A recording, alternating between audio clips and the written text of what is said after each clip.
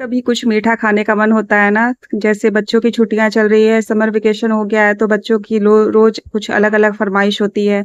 तो हम मम्मियों को तो उसे पूरा करना होता है ना, तो इसी तरीके से ये जैसे कि आप देख रहे हो पुआ, ये हमारे बिहार झारखंड की होली में जनरली बनता है। तो फर्स्ट ऑफ ऑल आप सभी का बहुत बहुत स्वागत है मेरे चैनल अर्चना की दुनिया में। कैसे हो आप सभी? आई होप आप सभी अच्छे होंगे। तो यहाँ पे आप जैसे देख रहे हो, यहाँ पे केले हैं। मेरे घर में केले का पेड़ है ना, तो केला हुआ था, तो ये केले कुछ ज़्यादा पक गए हैं, तो बच्चे खाना नहीं चाहते हैं ज़्यादा पके हुए केले। सबके साथ ये प्रॉब्लम होगी, सब मुझसे रिलेट करते होंगे। तो मैंने सोचा कि अब ये केले को यूज़ कर दिया जाए। तो चलो, मैदा भी घर में था ही, तो मैंने बोला कि चलो एक रेसिपी बना दी जाए जो कि बच्चों को जनरली पसंद भी होता है। तो यहाँ पे मैंने मैदा लिया है 2 कटोरी के लगभग। अगर मेज़र किया जाए तो ये 2 कटोरी के लगभग मैदा है। यही कटोरी से मैंने मेज़र किया था। तो 2 कटोरी यहाँ पे मैदा है, इसमें 1 कटोरी सूजी हम लोग ऐड करेंगे। साथ ही साथ सेम, अगर आप जैसा मीठा खाते हो उसके अनुसार, हम लोग थोड़ा मीठा कम खाते हैं, तो यहाँ पे सेम 1 कटोरी के लगभग जितना मैंने सूजी लिया था ना, वैसे उतना ही मैं चीनी ले रही हूँ। तो ये सबको अच्छे से हम लोग मिक्स कर देंगे। और ये जो 3 केले आपको दिख रहे हैं ना, तो ये तो मेरे बचे हुए थे, इसलिए मैं तीनों को यूज़ कर रही हूँ। अगर आप ज़्यादा केला नहीं यूज़ करना चाहते हो तो आप 2 ठो भी यूज़ कर सकते हो। देख रहे हो कितना ज़्यादा पका हुआ केला था, बिल्कुल मैशी हो गया था।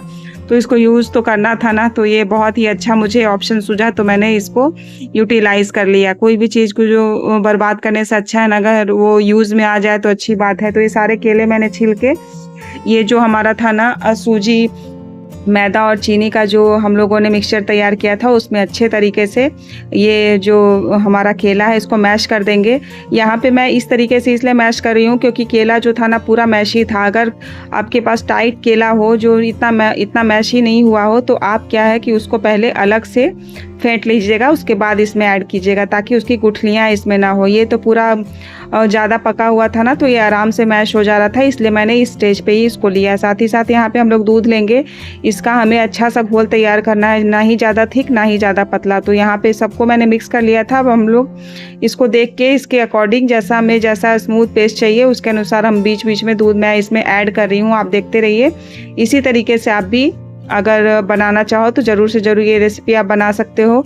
बच्चों के लिए कुछ नया नया बनाने में, बच्चों को भी खाने में अच्छा लगता है, तो इसी वजह से आज मैं ये बना रही थी। तो मैंने सोचा चलो आपके साथ शेयर किया जाए। जनरली तो ये सारी रेसिपी फेस्टिवल वगैरह में ही बनती है, लेकिन बीच बीच में कभी खाने को मन करता है ना, तो बना के खाना चाहिए। तो ये देखिए, यहाँ पे मैं सबको अच्छे से मिक्स कर दे रही हूँ।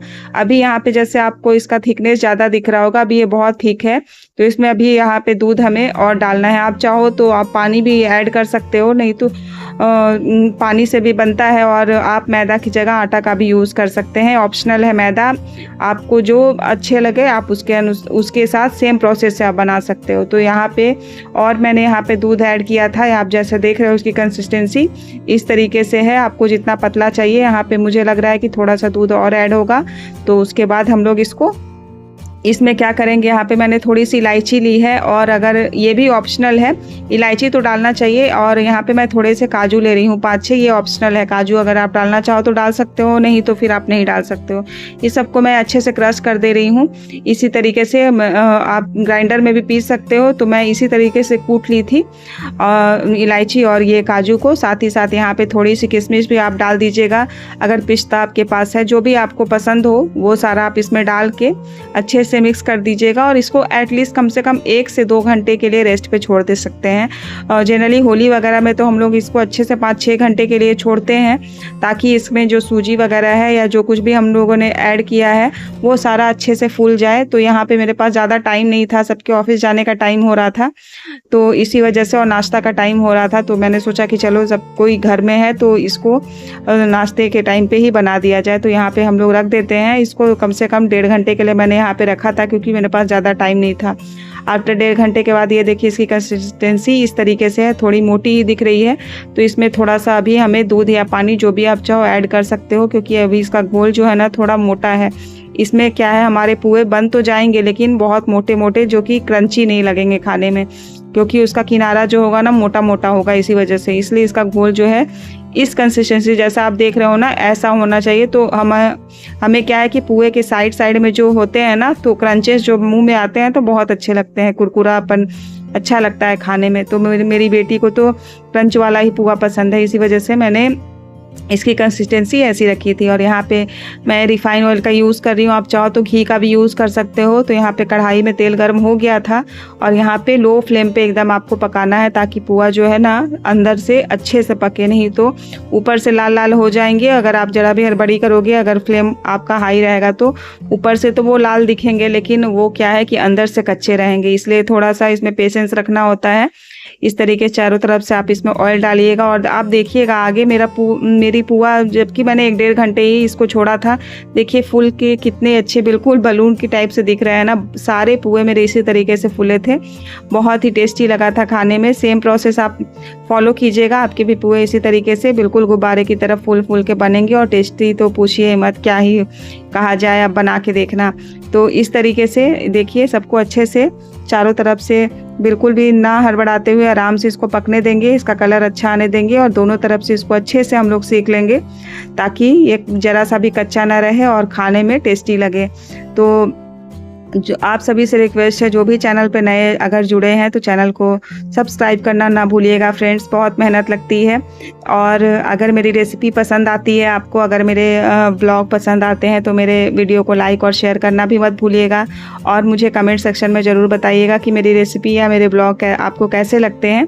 तो ये देखिए दोनों तरफ से मैंने अच्छे से सेक लिया है, कितना अच्छा कलर आया है ना। और इसका देखिए साइड साइड में ये जो क्रंचेस की बात मैं कर रही थी ना, साइड साइड में जो है वो बहुत ही, अभी निकालूंगी ना तो देखिएगा बहुत ही अच्छा लगता है खाने में। आप ज़रूर से ज़रूर बनाइएगा, उसके बाद फिर आपको पता चलेगा कि मैं जो बोल रही हूँ बिल्कुल सही बोल रही हूँ।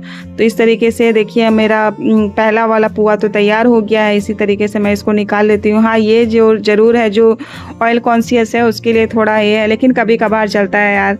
तो इसको अच्छे से अब हम लोग निकाल लेते हैं और अच्छे से टिश्यू पेपर की सहायता से इसका जो भी ऑयल है पहले तो अभी हम लोग निकाल लेंगे, और जो थोड़ा बहुत बचा होगा टिश्यू की सहायता से उसको भी हम लोग निकाल के उसके बाद गर्मा गर्म पुए का रबड़ी के साथ आप मज़ा लीजिए, या फिर रबड़ी ना हो तो ऐसे भी ये खाने में अच्छे लगते हैं। पहला पुआ मैंने निकाल लिया, अब इसी तरीके से दूसरा बंच भी मैं इसमें डाल दी हूँ।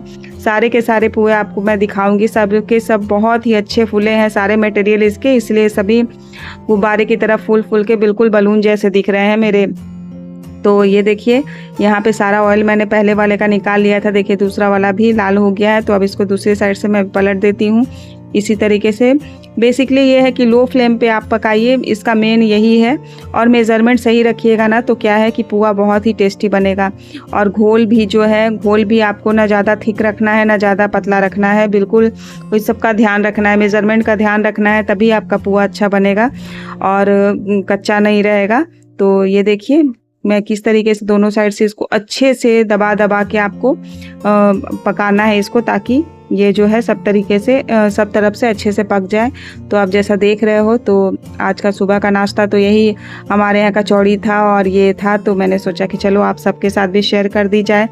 जनरली तो ये हम लोग होली में या फिर सरस्वती पूजा में हमारे घर में बनता है और विजयदशमी के दिन बनता है। ये तो नेसेसरी है, ये 3 दिन तो बनता ही है, लेकिन ये मैं बीच में बना रही थी क्योंकि मुझे अपने जो लेफ्ट ओवर बनाना थे ना उसको यूटिलाइज़ करना था, उसको फेंकना नहीं था। तो मटेरियल घर में ही मौजूद थे, ऐसा भी नहीं था कि कुछ बाहर से मंगाना है। तो इसीलिए मैंने सोचा कि चलो बना लिया जाए, इसी बहाने होली की भी यादें ताज़ा हो जाएंगी और पुआ का टेस्ट भी हमारे मुंह पे फिर से एक बार आ जाएगा। तो चलिए इसी तरीके से ये दूसरा पुआ भी तैयार हो गया। तो वीडियो आपको अच्छी लग रही हो तो ज़रूर से ज़रूर रेसिपी को ट्राई कीजिएगा। तो यहाँ पे हो गया इस तरीके से, मैं अब तीसरा भी डाल रही हूँ। आप जैसा देख रहे हो ना फ्रेंड्स, सभी पुए किस तरीके से फूले फूले बने हैं ना। तो ये इसी तरीके से सारे पुए मैं तल ली थी और ये देखिए सब बन के तैयार है। तो ये देखिए कितने अच्छे चारों तरफ से लाल लाल दिख रहे हैं ना। तो चलिए इसी तरीके से वीडियो को एंड करती हूँ, फिर मिलती हूँ एक नए वीडियो एक नए रेसिपी के साथ। तब तक के लिए आप सभी का बहुत बहुत धन्यवाद मेरी रेसिपी को देखने के लिए, मेरे वीडियो को पसंद करने के लिए, साथ ही साथ अपना वैल्यूएबल टाइम देने के लिए। Thank you so much everyone. फिर मिलती हूँ एक नए वीडियो के साथ, एक नए ब्लॉग के साथ। तब तक के लिए थैंक यू, बाय बाय।